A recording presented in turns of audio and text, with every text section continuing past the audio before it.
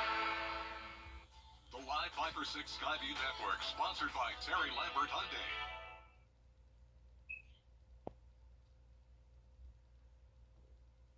Mine's blank. Well, we saw plenty of clouds today, but the good news is the temperatures were significantly warmer today than yesterday. Can we keep that trend going for tomorrow?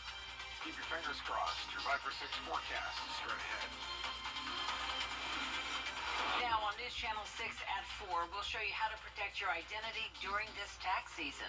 Details starting now. Live from Television Park, this is Wjbf News Channel 6 at 4.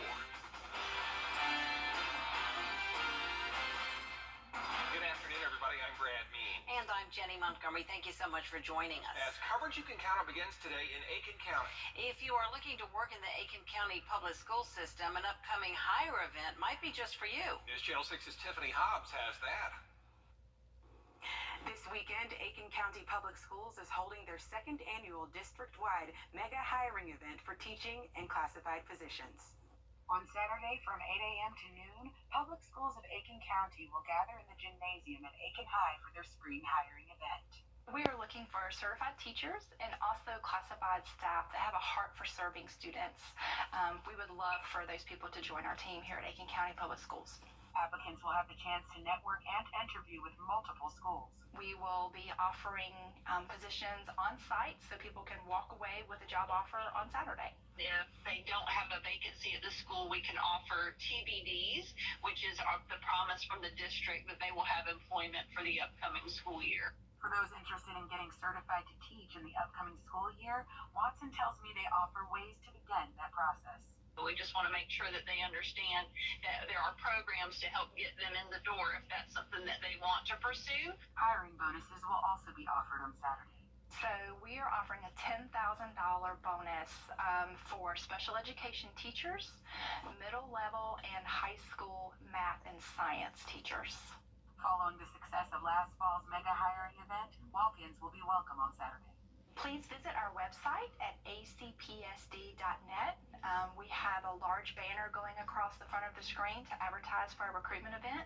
There's an Apply Now button, and you can register for a classified or certified position.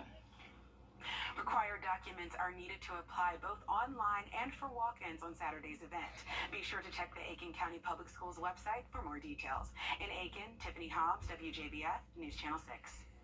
And some more encouraging news from the job front for you. This time it is a job expo happening right now for this year's Masters tournament. It runs until 7 o'clock tonight at the Legends Club on Washington Road. And the opportunities for employment include cleaning, food services. We have information for you if you'd like to work at the Masters. The WJBF.com. You can also check out the Masters.com website as well. Heads up, North Augusta, your city leaders are eyeing some big projects.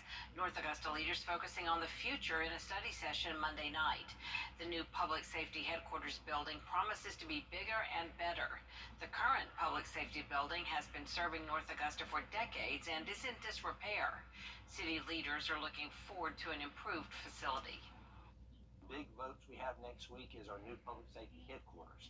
So we will be voting on a resolution to approve the budget to be able to begin construction on that. And if that is voted on positively, then we will be having a groundbreaking in the February. So that will be very important for this community. City leaders also discussed ideas on the future of Riverside Village. The city council meeting will take place next Monday at 7 p.m. at the municipal building, and it is open to the public. Did you know the emergency funding for SNAP benefits officially ends today? The entire program is not going to end, just the emergency money. It kicked in when the pandemic started in March of 2020, and DSS has always said that these emergency allotments were just going to be temporary. The program brought all authorized households up to the maximum benefit amount. DSS reminds everybody SNAP is not meant to replace a monthly food budget, just to add to it. Just living off of ramen noodles and peanut butter and jelly, that's just what I have to do. Or if it comes down to it, sometimes go days without eating. DSS says that extra money came from national pandemic funding. So starting February 1st, tomorrow, all SNAP households will go back to getting their monthly benefit amount. Not only is it time to file your taxes, but it's also Tax Identity Theft Awareness Week. Hannah Latier spoke with local accountants about what filers should look out for. When you file your taxes, you could be at risk of falling for an IRS impersonation scam or tax identity theft.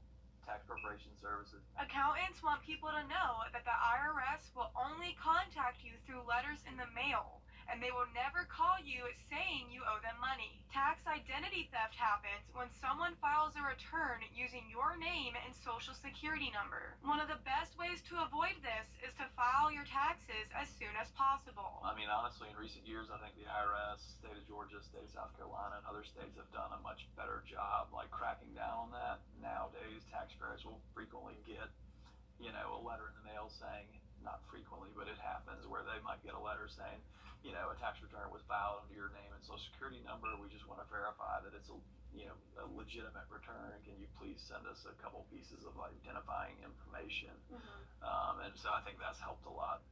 The deadline to file for a federal tax return is April 18th. If you think you've been scammed, there's a form you can fill out on the IRS's website that you submit with your tax return. In Augusta, Hannah Latier, WJBF News Channel 6. It is time now for our first check of the forecast. And for Tim, thank you. A 13-year-old girl in Jefferson County allegedly shot by her brother has died. Investigators say Ariana Moy was shot January 12th at her grandparents' home in Louisville. She was pronounced dead over the weekend, Saturday. Her brother, 17-year-old Anthony Mincy there, was originally charged with cruelty to children, and now the sheriff's office says it's going to be up to the DA to decide if those charges will change. An International Firefighters Union reports that a majority of its members died from occupational cancer, not doing the job. News Channel 6's Renata Dubose explains what puts first responders at risk and how they can be proactive. When a fire happens, crews rush from the station to put it out, potentially saving lives.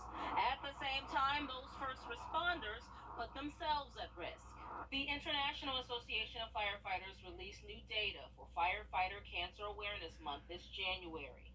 Last year, almost 75% of the names added to its memorial wall were members who died from occupational cancer. Dr. Miller tells News Channel 6 job exposure can lead to a variety of carcinogens. But there is hope. Dr. Miller says firefighters should be proactive by getting a CT scan of their chest.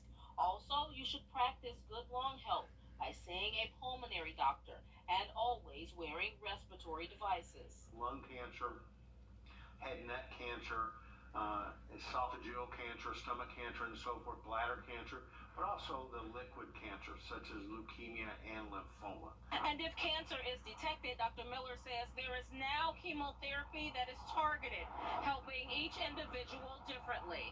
In Augusta, Renata Dubose, WJBF News Channel 6. Still ahead, more consequences for those accused in connection with the Tyree Nichols traffic stop. We'll have the latest from Memphis coming up.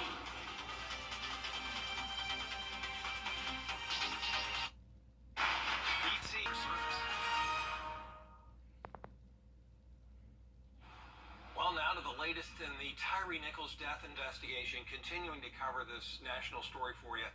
2 more Memphis police officers have been disciplined. 3 emergency responders fired in connection with his death. The questions over police transparency come as the family prepares to say goodbye. Morgan Norwood has more. New questions surrounding the incident report that officers turned in after Tyree Nichols was beaten. The report obtained by ABC News tells the story of an irate suspect. The officer writing, detectives gave verbal commands to stop resisting, and then the suspect, Tyree Nichols, grabbed for Detective Martin's gun. But the video released last Friday doesn't show Nichols ever reaching for an officer's gun. The DA promising a thorough investigation. We're just looking at everybody, even people that were filing reports afterwards. We're making sure that we have done a comprehensive investigation. And the investigation thus far resulting in another 2 officers being relieved of duty, including White Officer Preston Hempel, seen on his body camera footage deploying his taser at Nichols. Hempel has not been charged. Nichols' family questioning why Hempel wasn't identified until now, saying it certainly begs the question why the white officer involved in this brutal attack was shielded and protected from the public eye, and to date, from sufficient discipline and accountability. Hempel's attorney says he is cooperating with the investigation. Memphis police telling ABC News it is protocol to immediately release names of officers fired, not relieved of duty. A total of 7 officers involved in Nichols' death have been relieved of duty, including 5 who have been fired and charged with murder. And 3 from the Memphis Fire Department have also been fired. As Tyree Nichols' family prepares to say their final goodbyes, renewed calls for police reform. President Biden saying it's time. You still think George Floyd Act is the most reasonable legislation to get through a divided Congress? I think we should do it right now. And the Congressional Black Caucus is set to visit the White House on Thursday to discuss that police reform legislation. White House officials will travel to Memphis for Tyree Nichols' funeral. I'm Morgan Norwood, ABC News, New York. Coming up, we'll have a look at your local forecast. Chief Meteorologist Tim Miller is next. Stay with us. Everyone. Welcome back, everybody. Now to the death of an actress loved by so many, Cindy Williams, who had an entertainment career that stretched more than 50 years. Her most famous role was that of Shirley on the classic sitcom Laverne and Shirley. Williams' family announcing her death at age 75. ABC's Will Gans has more. Well, just try to get to the door. For 5 decades running, Cindy Williams' name was synonymous with laughter. God looked down on me one day and smiled all over me.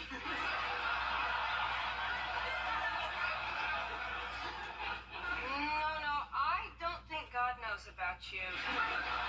She was the Shirley to Penny Marshall's Laverne, the duo getting their start on a 1975 episode of Happy Days. Hey, Fonzie! Their spin-off, Laverne and Shirley, ran from 1976 to 83, and by its 3rd season was the most popular show on television. Her family saying she passed away after a brief illness, saying in a statement, she was one of a kind, beautiful, generous, and possessed a brilliant sense of humor and a glittering spirit that everyone loved. Cindy Kroger, fresh for everyone. Welcome back, everybody. Now to the death of an actress loved by so many, Cindy Williams, who had an entertainment career that stretched more than 50 years. Her most famous role was that of Shirley on the classic sitcom Laverne and Shirley. Williams' family announcing her death at age 75. ABC's Will Gans has more. Well, just try to get to the door. For 5 decades running, Cindy Williams' name was synonymous with laughter. God looked down on me one day and smiled all over me.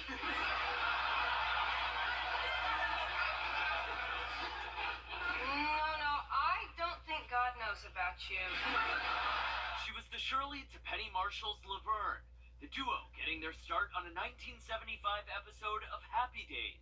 Hey, Fonzie! Their spin-off, Laverne and Shirley, ran from 1976 to 83, and by its 3rd season was the most popular show on television. Her family saying she passed away after a brief illness, saying in a statement, she was one of a kind, beautiful, generous, and possessed a brilliant sense of humor and a glittering spirit that everyone loved. Cindy Williams was born in Van Nuys, California in 1947. Her love for acting taking root in high school. But it was that chemistry with Penny Marshall that skyrocketed Williams to sitcom stardom, a fan favorite for decades to come. 1, 2, 3, 4, 5, 6, 7, 8. Schlemiel, Schlemazel, Hot and Pepper Incorporated. The duo revealing years later that some of Shirley Feeney's uptight antics were based on real life. I need to go through my purse. My real purse. I would organize her purse, because I couldn't even understand how she could live live like that. Look at what's at the bottom of it. That's Shirley to me. Cindy Williams was 75 years old, and she leaves behind 2 children who said in that statement overnight, "May the laughter continue in everyone, because she would want that. Thank you for loving our mom. She loved you too." Will Gans, ABC News, New York. There's a lot more coverage you can count on coming up next on News Channel 6 at 4:30. Dee Griffin's here now. Tell us more about it. So you know, guys, Laverne and Shirley are back together now. They're back together. They are. And they were both 75 They were both when they 75. died. Amazing. I saw that Yeah. yesterday. I was like, wow. All right, thanks so much. Coming up on News Channel 6 at 4:30, Secretary of State Antony Blinken meeting with the president of the Palestinian Authority in an effort to ease tensions in the region. More on that ahead. Plus, President Biden in New York today to promote his bipartisan infrastructure law after visiting an